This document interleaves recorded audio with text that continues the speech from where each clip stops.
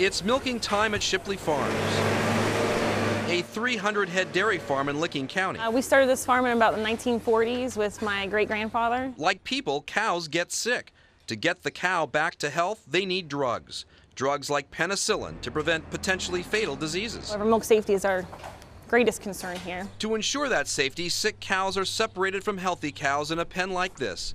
Even though they continue to be milked, the milk is never used until the drugs leave their system. It does not go into the food supply. Most Ohio dairy farms follow these rules very carefully. Every single load that we ship is tested for antibiotics. If it shows up positive for antibiotics, it's dumped. It does not go into the food supply. 10TV searched through the testing reports of Ohio dairy farms. There are more than 3,000 dairy farms in Ohio.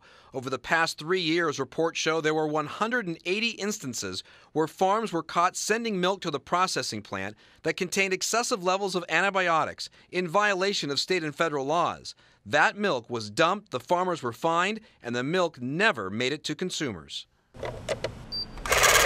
Once a month, the Ohio Department of Agriculture tests the finished milk product from every dairy producer in the state before it hits store shelves. There has not been an antibiotic found in a finished milk product in the state of Ohio for at least 15 years. That's good news for consumers because penicillin can trigger serious reactions in those who are allergic to it. For those individuals that have penicillin sensitivities, it could be a life-threatening event. Inspectors and dairy farmers say the system to catch antibiotics on the dairy farm is working, but the state only tests for 6 of the most common drugs used on dairy cattle, which means the state is not testing for dozens of other drugs used on some dairy farms.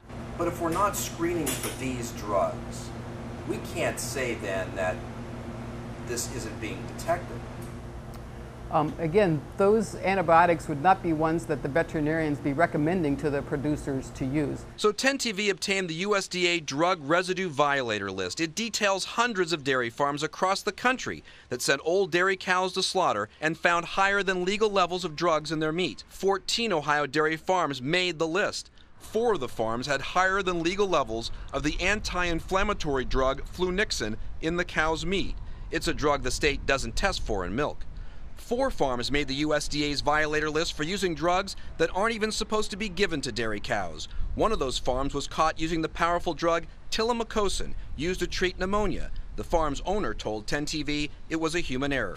Tilmicocin, for one, would be a really bad choice because it will indeed accumulate in milk. 2 other farms made the list when the antibiotic gentamicin was detected. It's not an approved drug for dairy cows. Dr. Steve DeBruin has nearly 30 years of experience as a dairy vet. The bad part about gentamicin is it stays in the kidney a long time. Therefore, the question is, if these antibiotics are in the meat of slaughtered dairy cows, could they be in the milk they produced as well?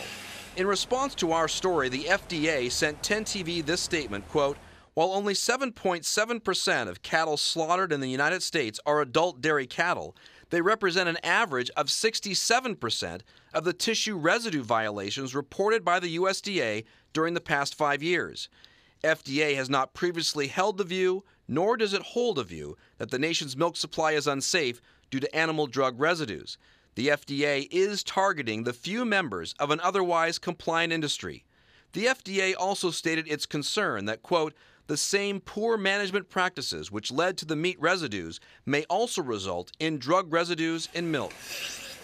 To address the issue, the FDA wants to expand the list of drugs tested at the state level. If the FDA thinks it's important that we do more testing, we are all for it here at this farm. The more transparent the process, some farmers say, the more educated consumers will be about the milk they buy. But we do everything we can here to ensure that our milk is safe. In Licking County, Kevin Landers, 10TV News.